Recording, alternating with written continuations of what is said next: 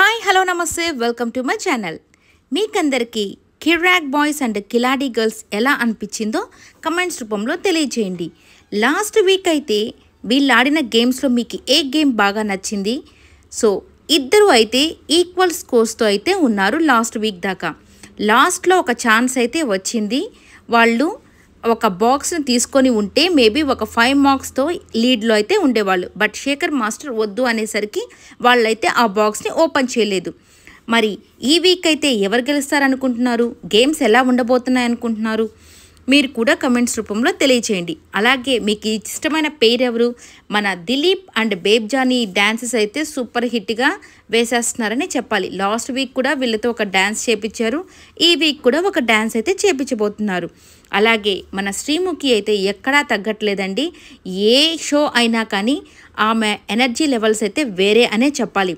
So దీంట్లో అయితే కొత్త కాంపిటీషన్స్ అయితే జరుగుతున్నాయి. ఆ యొక్క ఐస్ని అంటే మన ఓల్డెన్ డేస్లో ఈ ఐసెస్ తయారు చేసేవాళ్ళు కదా, అలా వీళ్ళు ఐస్ తయారు చేయడము. అలాగే మన యాదమ్మ రాజు కూడా సూపర్ ఫన్ అయితే క్రియేట్ చేస్తున్నాడని చెప్పాలి. పుష్ప 2లో కదా మన అల్లు అర్జున్ గారు వేసిన డ్రెస్ లాగా వేసుకొని అతని పర్ఫార్మెన్సు, అలాగే మన శ్రీముఖి గడ్డం ఊడిపోతుంది ఎక్కువ లాగకు అని చెప్పడం, ఇట్లాంటి ఫన్నీ జోక్స్ అయితే సూపర్గా అనిపిస్తున్నాయి.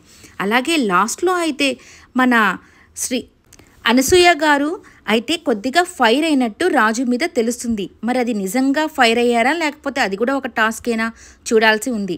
అలాగే మన శేఖర్ మాస్టర్ మీద కూడా ఒక రూమర్ అయితే వచ్చింది.